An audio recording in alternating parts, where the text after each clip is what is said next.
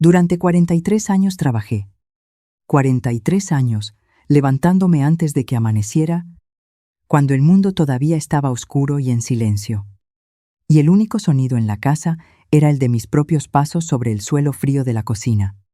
43 años preparando desayunos que nadie agradecía, firmando cheques que otros gastaban, doblando ropa ajena con mis manos, que ya no eran las de una mujer joven, sonriendo en fotografías de familia donde yo era siempre el fondo del cuadro, nunca el centro, nunca el sujeto principal de la imagen, sino la figura borrosa al fondo que sostenía el pastel o sujetaba al niño más pequeño para que no se cayera.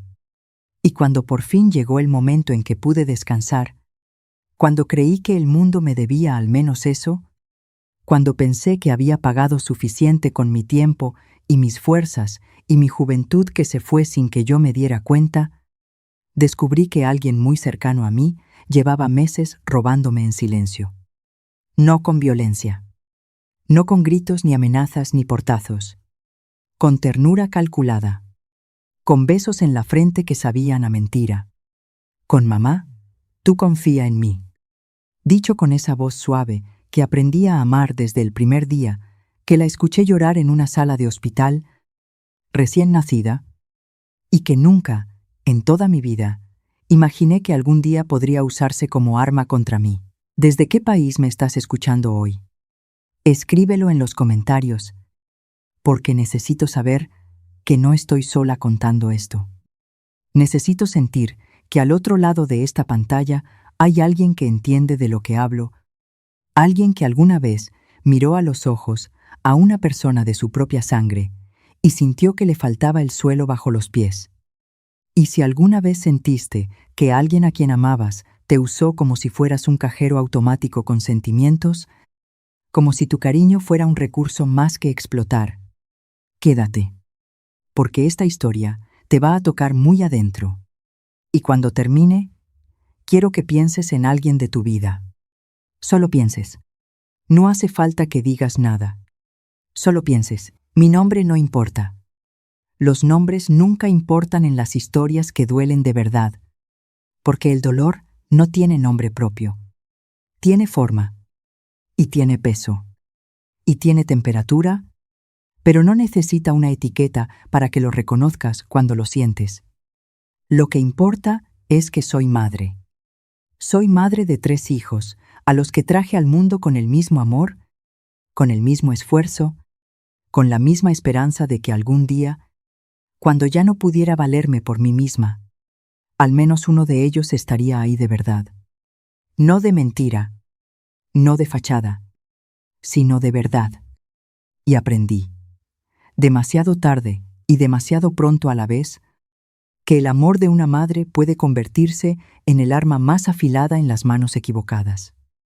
Que la confianza, cuando se deposita sin condiciones, a veces se convierte en una invitación que los que no la merecen aceptan encantados.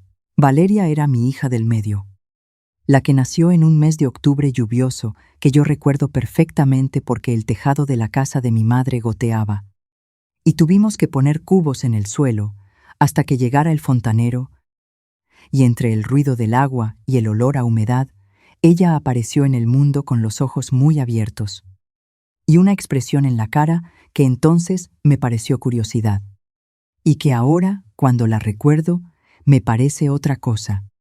Desde pequeña Valeria fue diferente a sus hermanos, y no me refiero a diferente en el sentido en que todos los hijos son únicos y especiales, que eso también, sino diferente en una forma más concreta y más difícil de explicar. Tenía más labia que sus hermanos, más gracia para hablar, más talento para hacer que cualquier cosa que dijera sonara razonable, incluso cuando no lo era. Más talento todavía para hacer que yo sintiera que ella era la única en la familia que de verdad me comprendía, que los demás eran demasiado bruscos, o demasiado fríos, o demasiado ocupados con sus propias vidas. Pero ella no. Ella siempre tenía tiempo para escucharme, o al menos para hacer que yo creyera que me escuchaba. Desde pequeña supo cómo doblarme. No con berrinches ni pataletas, que eso lo hacía su hermano mayor cuando no conseguía lo que quería. Y a mí esa táctica nunca me funcionó, porque me pone de los nervios que un niño se tire al suelo en mitad de un supermercado. Valeria era más inteligente que eso. Ella lo hacía con argumentos, con esa voz suave y pausada que ponía cuando quería algo, inclinando un poco la cabeza hacia un lado, mirándome con esos ojos suyos que parecían sinceros, diciéndome: «Mamá, solo tú me entiendes en esta familia, los demás son demasiado complicados, pero tú siempre sabes lo que necesito». Y yo, que cargaba con la culpa permanente de haberle dado menos tiempo que a sus hermanos, porque durante sus años de escuela primaria yo estaba trabajando el doble para pagar la hipoteca y los estudios del mayor, siempre cedía. Siempre encontraba la manera de darle lo que pedía, de compensarla por algo que quizás nunca fue tan grave como yo creía, de aplacar esa culpa de madre que no te abandona nunca, que se instala en algún rincón del pecho y vive ahí para siempre. Cuando enviudé, hace 4 años, Valeria fue la primera en aparecer. Antes incluso de que yo terminara de entender lo que había pasado, antes de que el médico del hospital terminara de hablarme con esa voz suave que usan los médicos cuando las noticias son definitivas, ella ya estaba ahí, sentada a mi lado, con la mano sobre mi mano. Fue Valeria quien organizó el velorio cuando yo no podía ni hablar. Fue ella quien llamó al notario, quien habló con la funeraria, quien se aseguró de que hubiera flores suficientes y de que la gente tuviera dónde sentarse. Fue ella quien se quedó conmigo la primera noche. Y la segunda es menor que numeral 0. 5 numeral es mayor que, y la tercera, mientras sus hermanos iban y venían con esa incomodidad que tienen algunos hombres ante el duelo ajeno, sin saber qué decir ni dónde poner las manos.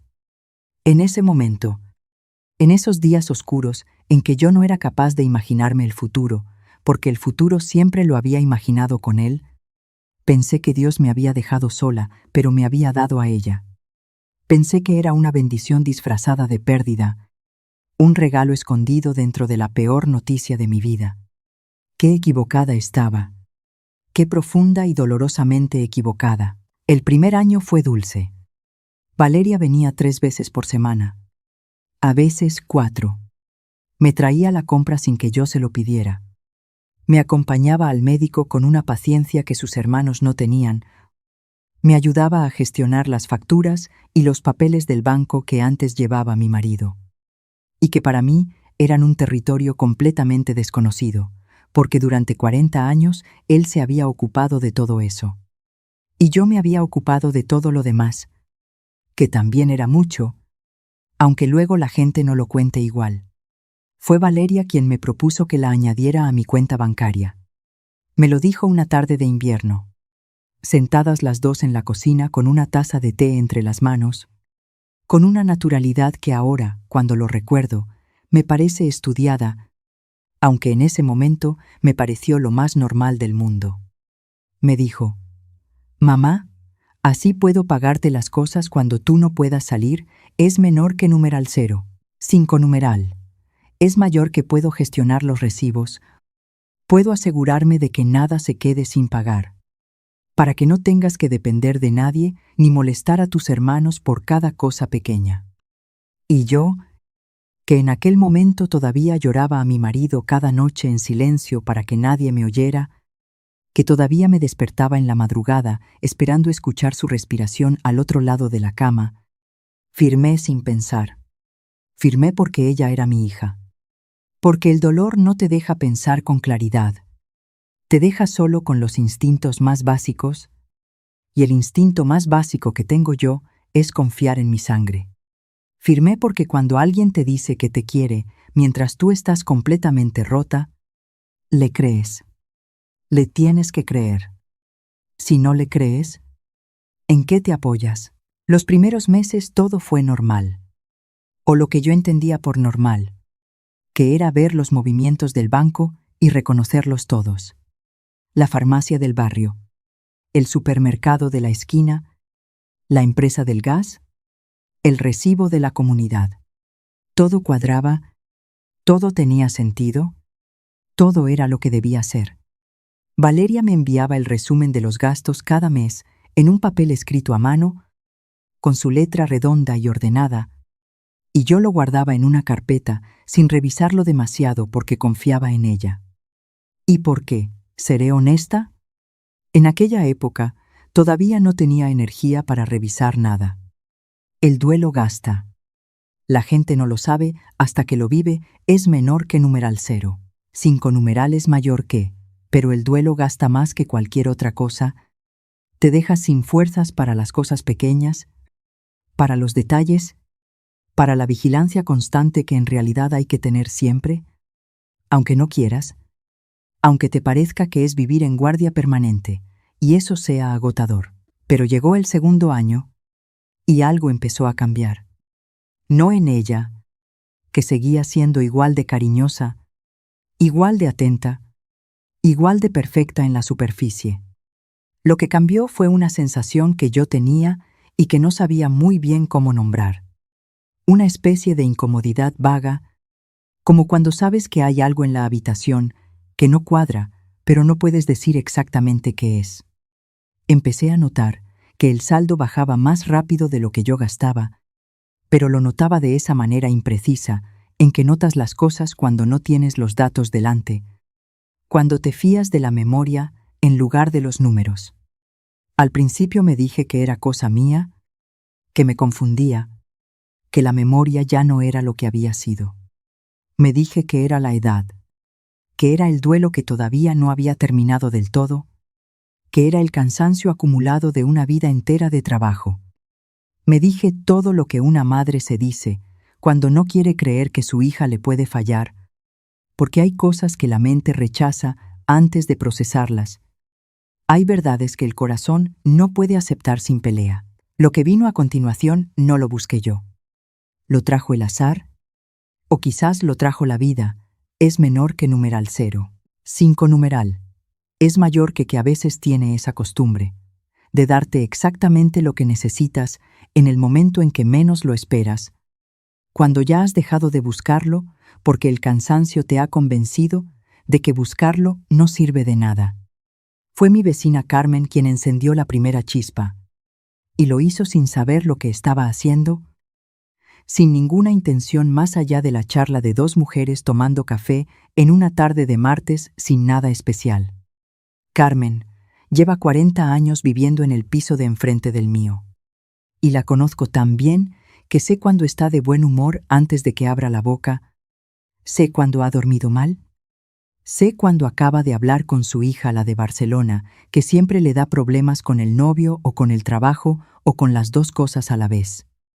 Es de esas personas que dicen las cosas sin filtro, no con mala intención, sino porque nunca aprendieron a guardarse nada, porque en su mundo la discreción es una virtud menor comparada con la transparencia absoluta, y normalmente eso me resulta un poco cansino. Pero aquella tarde resultó ser exactamente lo que yo necesitaba. Me preguntó, con esa naturalidad suya que siempre va directa al hueso, sin pasar por el protocolo, si yo sabía que Valeria había reformado su cocina, que la había visto entrar un martes por la mañana con una furgoneta de operarios y sacos de escombros, que la reforma había durado 3 semanas largas con el ruido y todo, que luego había llegado otra furgoneta con electrodomésticos en cajas enormes con una marca alemana muy cara que Carmen había reconocido porque su cuñada tiene la misma nevera y sabe perfectamente lo que cuesta. Me lo dijo así, de corrido, mientras removía el azúcar en la taza, como si me estuviera contando algo que yo ya sabía. Yo le dije que sí.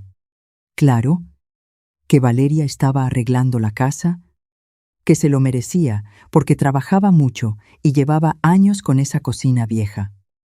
Lo dije con naturalidad, con convicción incluso, porque en ese momento todavía creía lo que decía.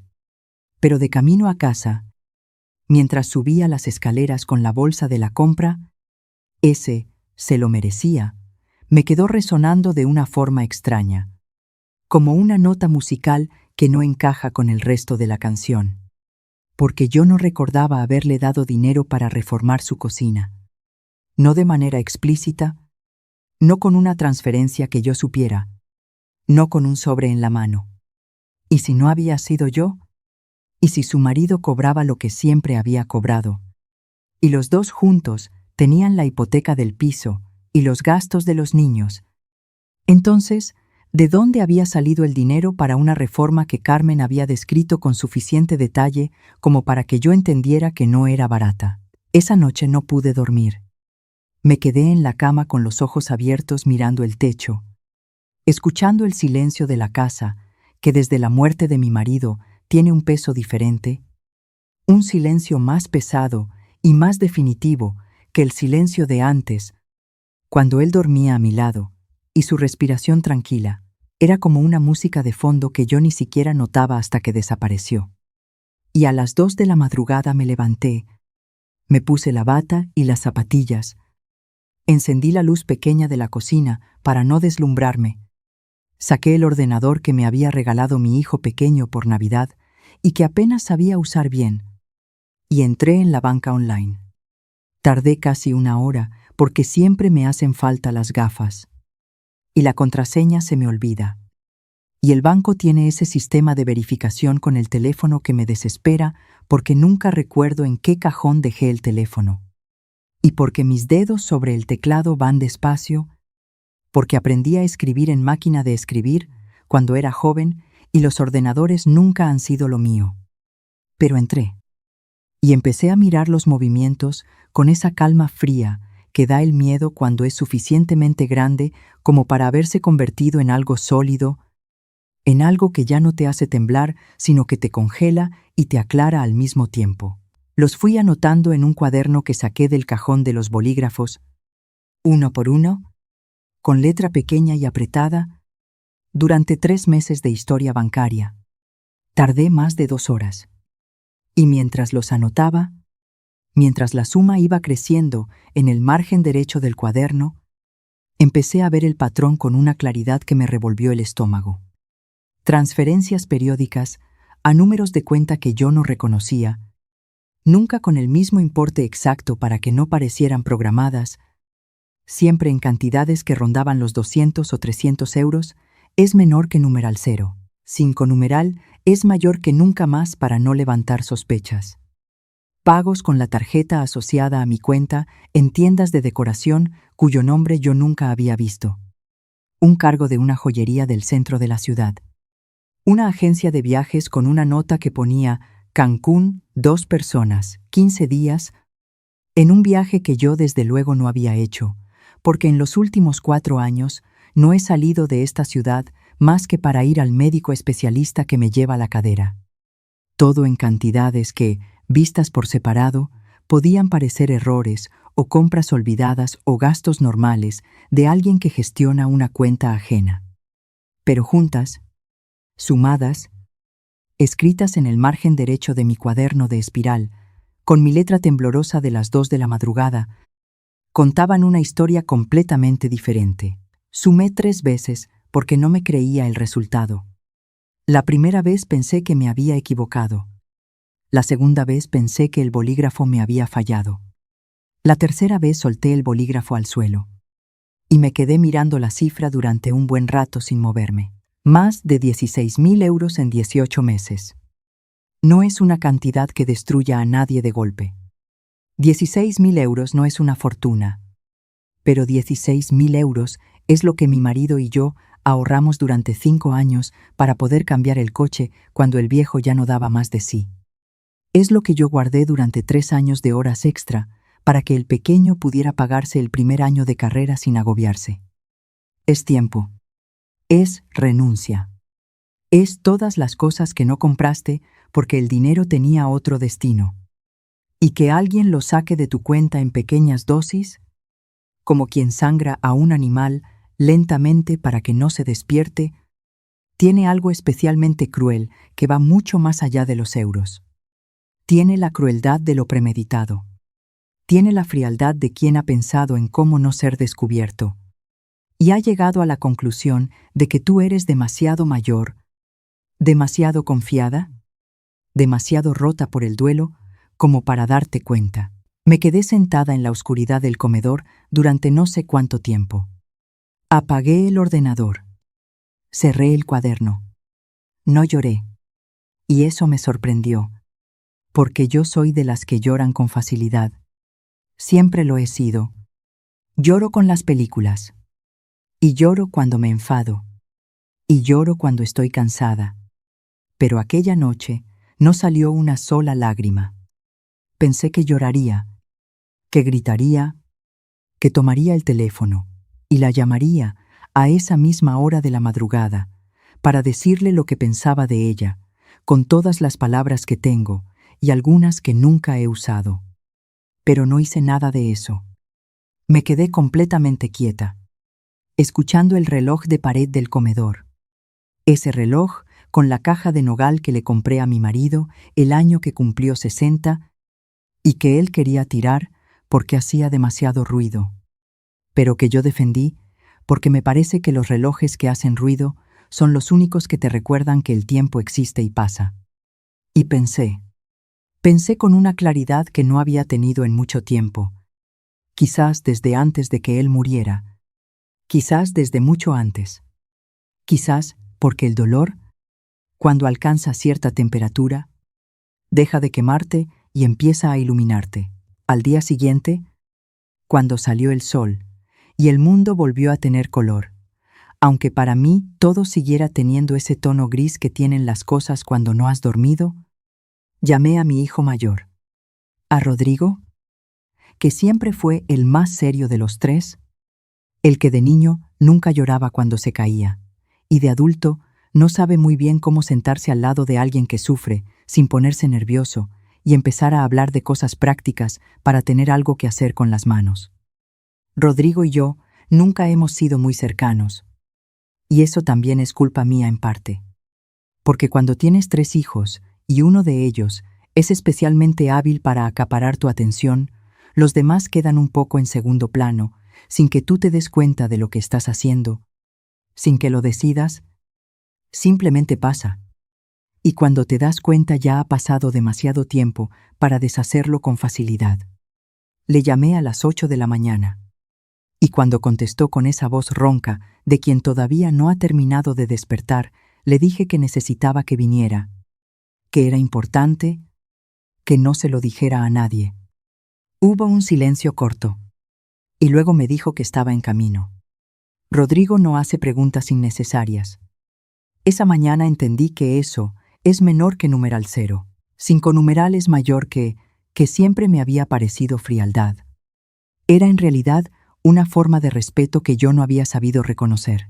Llegó a las 10 con cara de preocupación y una bolsa de cruasanes de la panadería de abajo que me trajo porque no sabía qué otra cosa traer, como hace su padre siempre que presentía que la situación iba a ser difícil y necesitaba llegar con algo en las manos para sentirse menos desarmado. Le puse el cuaderno encima de la mesa del comedor, abierto por la primera página de anotaciones, y le dije que lo leyera. Lo vi leer. Vi cómo sus ojos recorrían los números, cómo se detenían en algunos, cómo volvían atrás para releer lo que creían haber leído mal. Vi cómo se le tensaba la mandíbula de una manera que me recordó exactamente a su padre cuando algo le parecía una injusticia irreparable, esa tensión particular que tienen los hombres que no saben llorar, pero sienten igualmente, y a veces sienten incluso más precisamente porque no tienen manera de sacarlo. Cuando levantó la vista, me dijo que teníamos que ir a la policía, que eso era un delito, que había que denunciarlo ahora mismo, esa misma mañana, antes de que Valeria se enterara de que yo lo sabía y tuviera tiempo de prepararse. Yo le dije que no, que todavía no, que primero quería hacer otras cosas. Me miró como si no me reconociera del todo. Y lo entiendo, porque la mujer que le estaba hablando ese día tampoco se parecía mucho a la que él conocía de toda la vida. Lo primero que hice fue ir al banco. Fui sola, sin decírselo a nadie más que a Rodrigo, que lo sabía todo desde el día anterior, un martes por la mañana que hacía frío, y el cielo estaba encapotado con esas nubes bajas de invierno que no terminan de decidirse entre llover y no llover. Me puse el abrigo azul oscuro que mi marido siempre decía que me sentaba bien y que yo no había usado desde su funeral porque no había tenido valor para ponérmelo antes, y esa mañana decidí que era el momento de volvérselo a poner. No por vanidad, sino porque necesitaba ir al banco sintiéndome entera. Y ese abrigo siempre me había hecho sentir así. Pedí hablar con el director de la sucursal, un hombre joven que se llama Marcos, y que me conoce desde que abrí esa cuenta hace 27 años, cuando en esa misma sucursal trabajaba su padre, que era un hombre mayor y muy serio, que me llamaba señora con un respeto que ya no se usa tanto. Marcos salió a recibirme personalmente en cuanto le dije a la chica de la recepción de qué se trataba, con una expresión que me dijo que la chica le había adelantado algo de lo que yo había mencionado. Le expliqué la situación con toda la calma del mundo. Sentada frente a él en su pequeño despacho con la puerta cerrada, con el cuaderno encima de la mesa, y sin que me temblara la voz ni una sola vez, cosa que me sorprendió incluso a mí misma, porque en el camino hasta el banco había imaginado que me quebraría en algún punto del relato. No me quebré. Le expliqué todo desde el principio, sin saltarme nada, con los números y las fechas y los conceptos, y cuando terminó, él no dijo nada durante unos segundos que se sintieron largos. Luego me dijo que lo sentía mucho. Luego me dijo que haría todo lo que le pedía. Lo segundo que hice fue llamar a la hija de mi amiga Pilar. Se llama Elena. Tiene 38 años. Estudió Derecho, porque siempre fue la más lista de la familia. Y ahora lleva un despacho pequeño pero muy serio en el que trabaja con 2 compañeras. La conocía desde que era una niña que venía a jugar a mi casa los miércoles por la tarde, y cuando la llamé y le expliqué lo que había pasado, sin entrar en muchos detalles, solo con los números y los hechos, ella me dijo que fuera al día siguiente con todo lo que tenía. Me atendió durante casi 3 horas. Revisó los extractos, leyó mis anotaciones, me hizo preguntas que yo no sabía responder y otras que sí.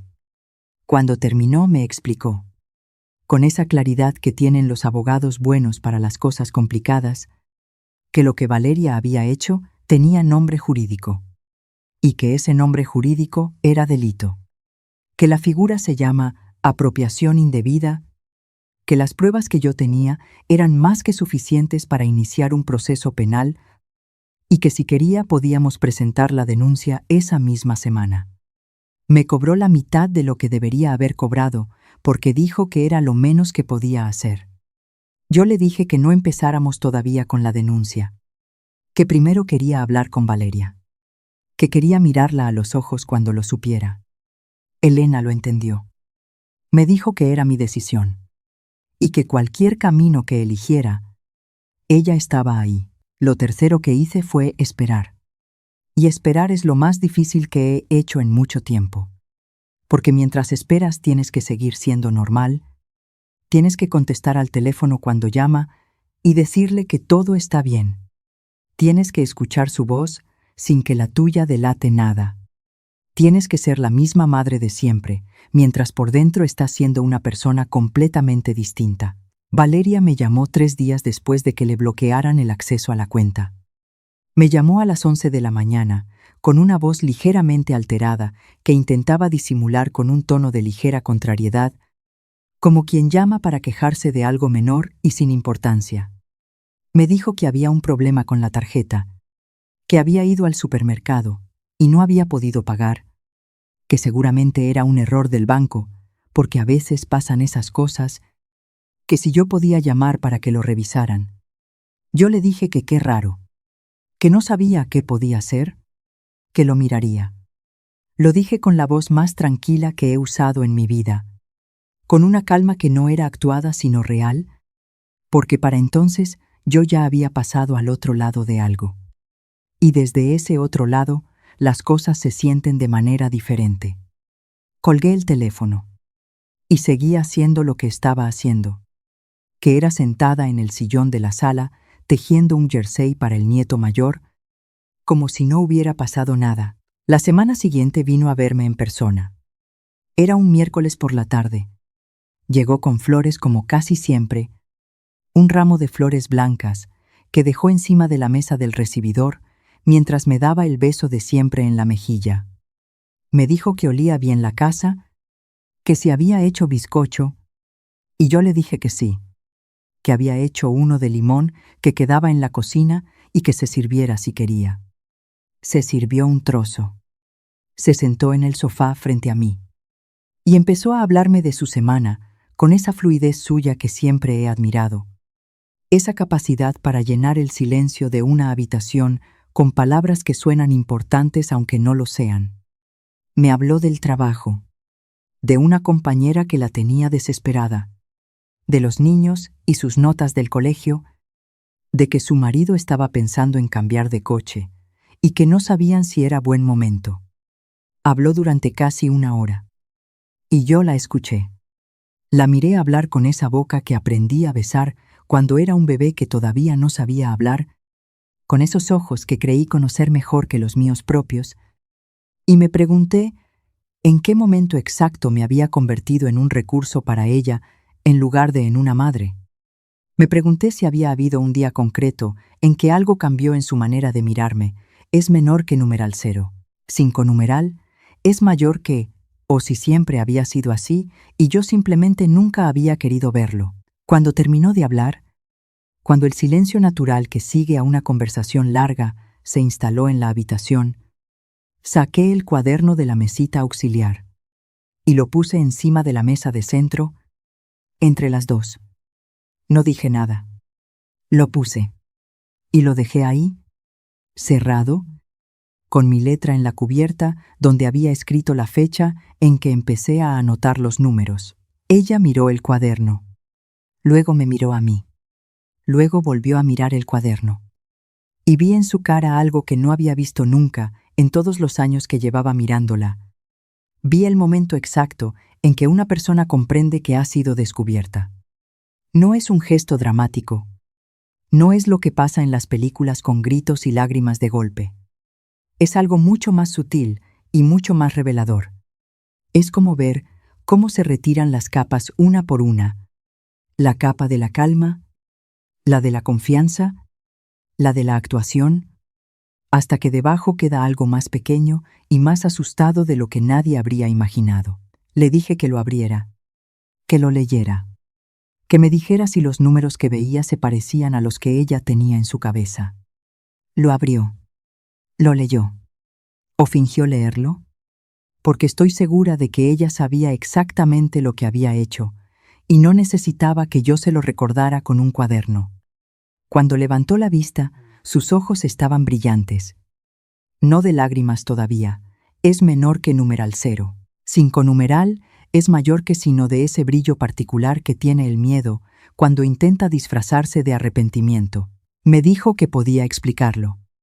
Por supuesto que me dijo que podía explicarlo, porque toda su vida Valeria había podido explicar cualquier cosa con suficiente convicción como para que yo le creyera. Me dijo que tenía deudas que yo no sabía, que hacía 2 años había pasado por un momento muy malo, que su marido y ella habían tenido problemas económicos que no habían querido contarme para no preocuparme, que ella pensaba devolvérmelo todo en cuanto pudieran, que ya tenían un plan para hacerlo, que solo necesitaba un poco más de tiempo. Me lo dijo todo seguido, sin apenas respirar, con esa voz suave que durante 40 años había conseguido abrirme como una llave, abre una cerradura bien engrasada. Me lo dijo con los ojos húmedos y las manos entrelazadas sobre el regazo, como cuando era pequeña y había roto algo y venía a pedirme que no se lo dijera a su padre. Pero aquella tarde la cerradura ya no funcionaba. No porque yo hubiera decidido que no funcionara, sino porque hay cosas que, una vez que las sabes, no puedes no saber. Hay informaciones que cambian para siempre la manera en que ves a alguien, no porque quieras que sea así, sino porque la verdad tiene esa propiedad irreversible que la convierte en permanente. Yo ya no podía mirar a Valeria y ver solo a mi hija. Veía a mi hija más lo que mi hija había hecho es menor que numeral 0. 5 numeral es mayor que, y ese más lo cambiaba todo. Le dejé terminar. La escuché entera, con toda la paciencia del mundo, sin interrumpirla, sin hacer gestos, sin cambiar la expresión de mi cara. Y cuando terminó, cuando el silencio volvió a la habitación, y ella esperaba mi respuesta con esa mezcla de esperanza y miedo, yo le dije, con una voz que sonaba extrañamente serena, incluso para mí misma, que el abogado ya tenía toda la documentación, que el banco había emitido un informe oficial con todos los movimientos, que yo tenía 2 caminos encima de la mesa y que ella también los tenía, y que ambas teníamos que elegir el mismo, porque las dos íbamos en el mismo camino, aunque desde lados opuestos. Le expliqué el primero, la vía judicial, la denuncia formal por apropiación indebida, el proceso penal, sus hermanos enterándose de todo, su marido enterándose de todo, sus compañeros de trabajo, sus amigos, la gente que la conocía y que tenía de ella una imagen que nunca coincidió completamente con la realidad. Un proceso que podía durar años y que dejaría un rastro permanente en documentos públicos a los que sus propios hijos podrían acceder algún día cuando fueran adultos y tuvieran curiosidad por buscar el nombre de su madre en los registros judiciales. Le expliqué el segundo, un acuerdo privado, un documento redactado por mi abogada, firmado ante notario, donde ella reconocía la deuda en su totalidad es menor que numeral 0. 5 numeral es mayor que establecía un plan de devolución con garantías reales y con un calendario concreto y aceptaba las condiciones que yo considerara razonables, sin escándalo público, sin proceso penal, pero sin perdón gratuito tampoco, sin hacer como si nada hubiera pasado, sin volver a la versión anterior de nuestra relación como si se pudiera rebobinar. Hubo un silencio largo. Uno de esos silencios que duran lo suficiente para que cada persona dentro de él entienda exactamente lo que pesa. Valeria miraba sus manos. Yo la miraba a ella. Y en ese momento pensé en mi marido. Pensé en lo que él habría dicho si hubiera estado ahí. Y pensé que probablemente habría elegido la vía judicial sin dudarlo un segundo, porque él era un hombre de principios absolutos que no creía en las medias tintas. Pero yo no soy él. Yo soy yo. Y yo quería el dinero de vuelta. Y quería que ella lo supiera. Y quería que hubiera consecuencias reales, pero también soy su madre. Y eso no se borra aunque quieras. Eligió la segunda opción. Claro que eligió la segunda opción. Porque cuando alguien te da a elegir entre exponerte públicamente y resolver las cosas en privado, la mayoría de las personas eligen el silencio. Especialmente las personas que han vivido de las apariencias y saben exactamente cuánto valen en el mercado de las opiniones ajenas. Las semanas siguientes fueron extrañas. Valeria y yo nos comunicamos a través de Elena. Es menor que numeral 0. 5 numeral es mayor que la abogada, que redactó el documento con todos los detalles que yo le especifiqué. Fueron varios intercambios de borradores, varias modificaciones, algún punto de tensión en que Valeria intentó negociar condiciones más favorables para ella, y Elena le explicó con toda la amabilidad del mundo que las condiciones las ponía yo, y que si no le parecían aceptables, podíamos pasar a la opción alternativa sin ningún problema. Después de eso, las negociaciones fueron más fluidas. Firmó un miércoles por la tarde en la notaría del centro.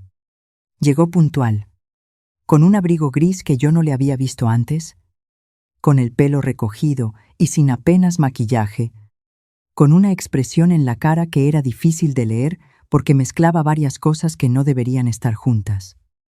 Vergüenza y orgullo herido, y algo que a mí me pareció alivio, aunque no sé si eso tiene sentido, aunque ahora, pensándolo, quizás sí lo tiene. Quizás después de tanto tiempo cargando con lo que había hecho, firmarlo y reconocerlo y darle un nombre definitivo era también De alguna manera, una forma de liberarse de parte del peso. Cuando terminó de firmar el notario, nos dio a cada una nuestra copia. Valeria guardó la suya en el bolso sin mirarla. Yo guardé la mía con cuidado en la carpeta que había traído para eso. Y cuando salimos a la calle, y el frío de la tarde nos golpeó a las dos en la cara, ella me miró y me dijo: «Es menor que numeral 0. 5 numeral es mayor que», con una voz muy baja, que casi no se escuchaba sobre el ruido de la calle, que lo sentía. Solo eso, que lo sentía. Yo la miré un momento y le dije que lo sabía. Y me fui caminando en dirección contraria sin mirar atrás, porque si me hubiera dado la vuelta, creo que me habría arrepentido de algo. Y aquella tarde yo no podía permitirme el lujo del arrepentimiento. Eso fue hace casi 2 años. Desde entonces, Valeria ha cumplido puntualmente con los pagos mensuales que establecimos en el documento, sin faltar uno, sin retrasar ninguno, con una puntualidad que en otros tiempos yo habría interpretado como señal de su responsabilidad, y que hoy interpreto simplemente como el cumplimiento de una obligación legal que ella sabe perfectamente que tiene consecuencias si no se respeta. No hemos hablado mucho de nada real. Tenemos conversaciones de superficie, del tipo que tienen las personas que se conocen demasiado bien para hablar de cosas sin importancia con comodidad, pero que ya no pueden hablar de las cosas que importan con honestidad. Nos vemos en las comidas de familia, en los cumpleaños de los niños que siguen creciendo sin saber nada de lo que pasó entre su madre y su abuela, en la Navidad que seguimos celebrando todos juntos alrededor de la misma mesa de siempre, porque la familia es también eso, seguir juntándose aunque las cosas hayan cambiado para siempre, aunque debajo del mantel haya una historia que nadie menciona es menor que numeral 0. 5 numeral es mayor que, pero que todos los que la conocen sienten perfectamente. Hubo una noche de diciembre, hace unos meses, en que me quedé sola en el salón después de que todos se marcharan, y recogí los vasos y los platos y limpié la mesa. Y luego me senté en el sillón de la esquina, y me permití pensar en todo lo que había pasado sin intentar ordenarlo ni analizarlo, simplemente dejándolo estar. Pensé en mi marido y en cómo habría manejado él esta situación, con su sentido de la justicia tan absoluto y tan limpio, que a veces me parecía excesivo y ahora me parece simplemente honesto. Pensé en los años que trabajamos los dos para tener lo que teníamos, en los sacrificios que nadie ve, porque los sacrificios son silenciosos por naturaleza, en las vacaciones que no hicimos, y las cosas que no compramos, y las noches que nos dormimos cansados sin hablar, porque al día siguiente había que madrugar. Pensé en Valeria de pequeña, con sus trenzas y sus argumentos, y esa manera suya de convencerme de cualquier cosa, y pensé en la Valeria de aquella tarde en el notario, con su abrigo gris y los ojos que no lloraban. Y no supe qué sentir exactamente, porque cuando pasan demasiadas cosas a la vez, los sentimientos se mezclan y ya no distingues bien cuál es cuál. Sus hermanos no saben nada. Eso fue decisión mía. Y sigo pensando que fue la decisión correcta, porque hay verdades que no necesitan circular para existir. Hay ajustes de cuentas que solo necesitan ser conocidos por las personas directamente implicadas para tener todo el peso que deben tener. Si sus hermanos lo supieran, la familia entera quedaría dividida de una manera que ya no tendría arreglo fácil, y yo no quería eso. Quería justicia, no destrucción. Hay una diferencia enorme entre las dos cosas, y a veces se confunden, especialmente cuando el dolor es grande y el enfado también.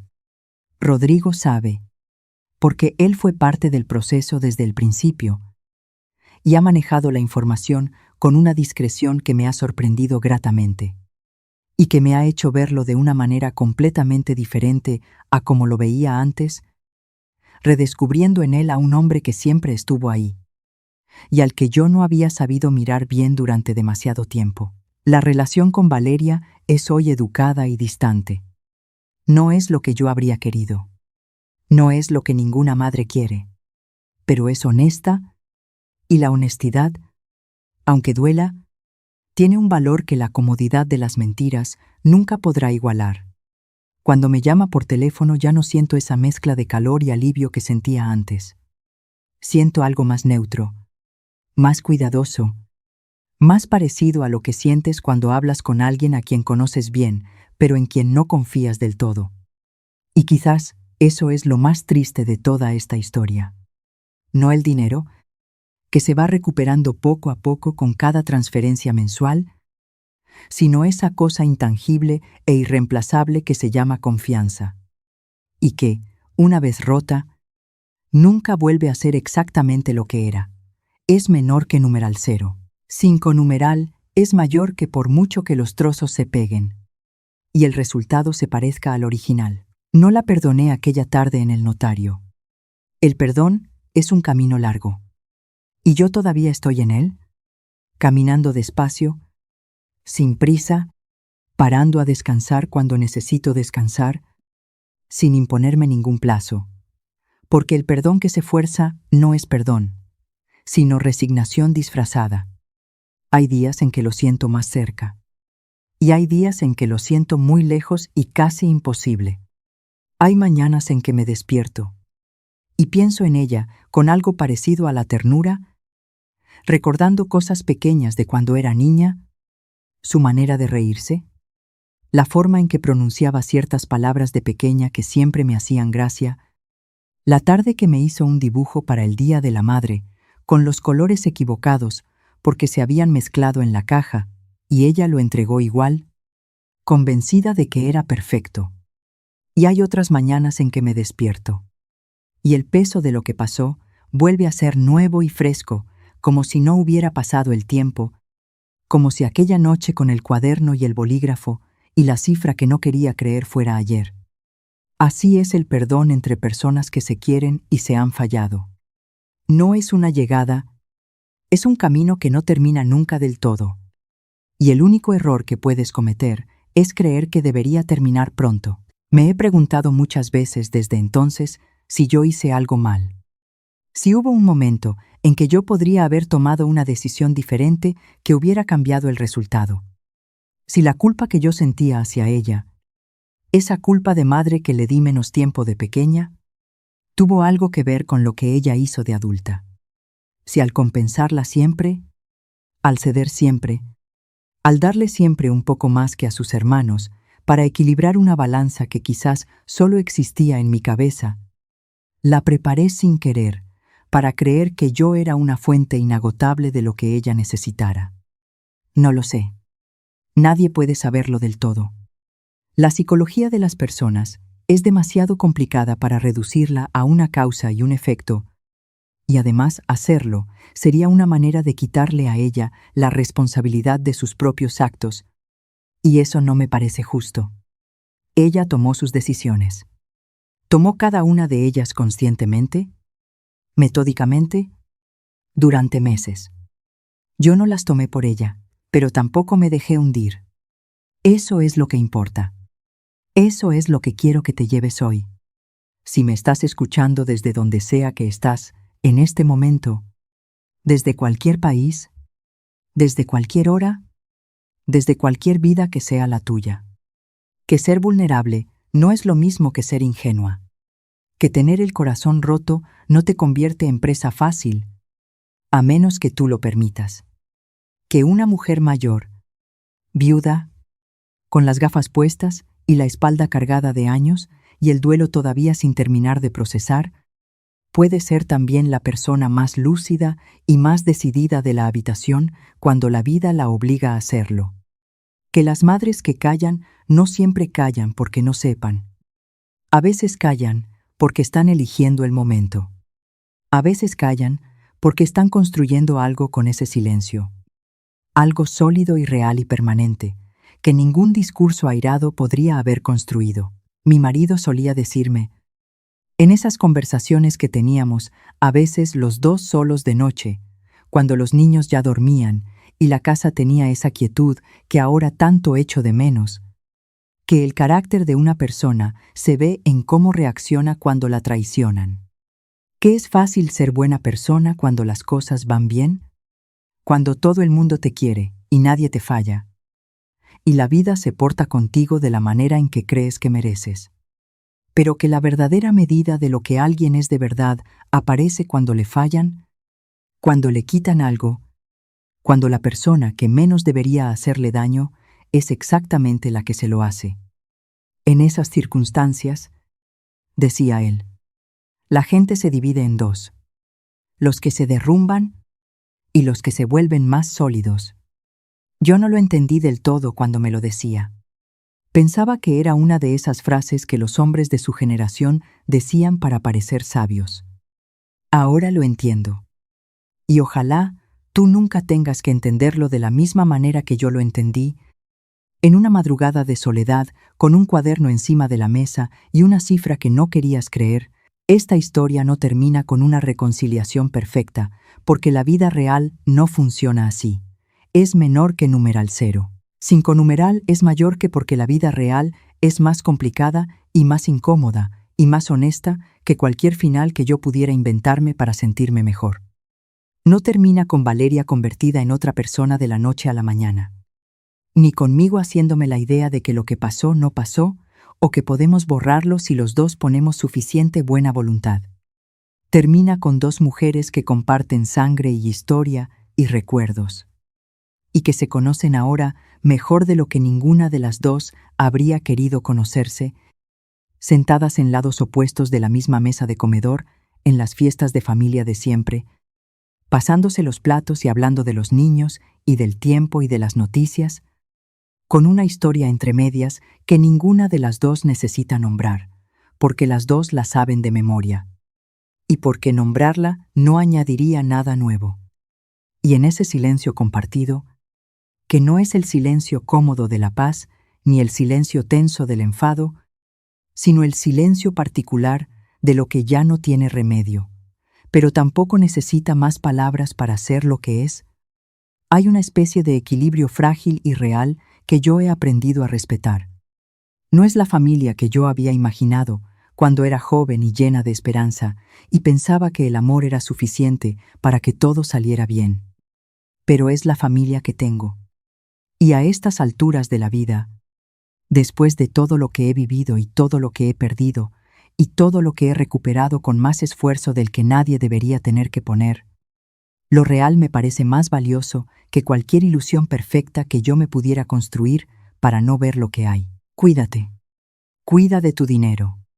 Y cuida de tu corazón, que son las dos cosas que más trabajo cuesta recuperar cuando alguien te las quita. Y que, una vez recuperadas, hay que guardar con más cuidado del que las guardabas antes, no con desconfianza ciega hacia todo el mundo, sino con esa sabiduría que solo se aprende cuando el daño ya está hecho, y no queda más remedio que crecer a partir de él. Y si esta historia te tocó, si reconociste en ella algo que vives, o que viviste, o que tienes miedo de que algún día puedas vivir, escríbemelo abajo. Cuéntame desde dónde me escuchas. Cuéntame si alguna vez alguien a quien querías te hizo dudar de tu propio instinto.